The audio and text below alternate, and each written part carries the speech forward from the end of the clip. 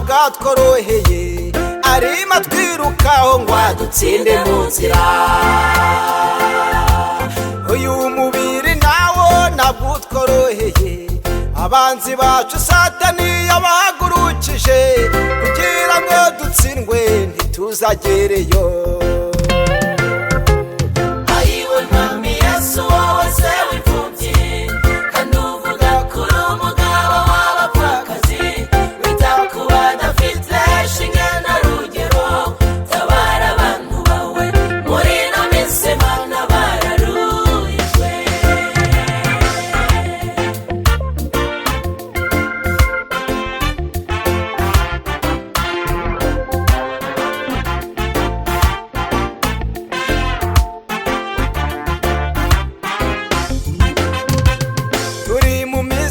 Nyuma Pawulo yavuze yuko mu minsi ya nyuma hazaba ibihe biruhije, abantu benshi icyo gihe bazaba bikunda bakunda iby'isi cyane kurenza iby'ubugingo.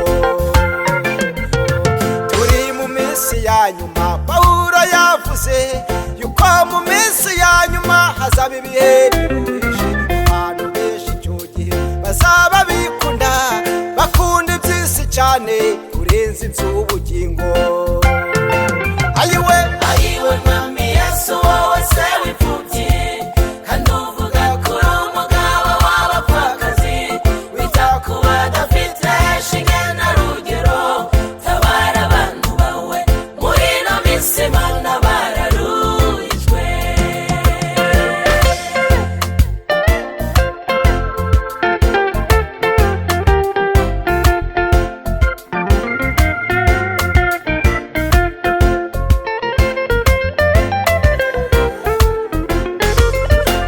kuba imbere yawe Uwiteka Imana kugira ngo nsinyire ibyo wasezeranije. Mu bihe nk'ibi biruhije abagenzi, undwanirire ku manywa na nijoro. Ume kuba imbere yawe Uwiteka Imana kugira ngo nsinyire ibyo wasezeranije.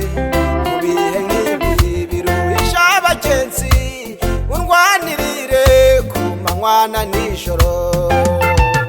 Ayiwe Mwami Yesu wowe se w'imfubyi, kandi uvuga ko uri umugabo w'abapfakazi, wita ku badafite shinge na rugero, tabara abantu bawe muri ino minsi mana bararuhijwe. Ayiwe Mwami Yesu wowe se w'imfubyi, kandi uvuga ko uri umugabo w'abapfakazi, wita ku badafite shinge na rugero, tabara abantu bawe muri ino minsi mana bararuhijwe.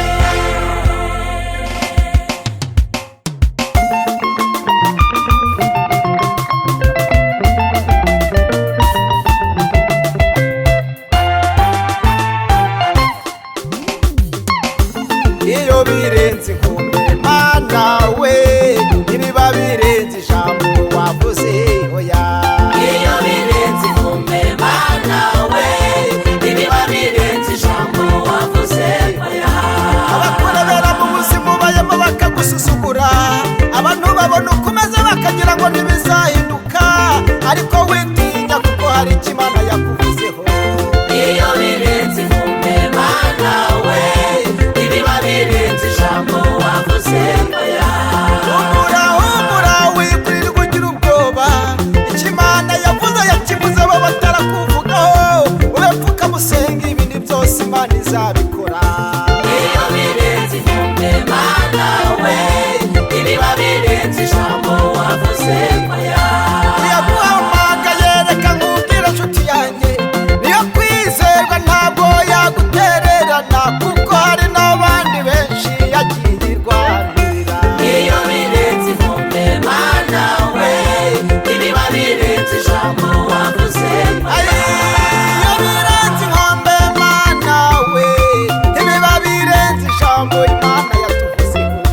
Iyo birenze inkombe Mana we, ibiba birenze ijambo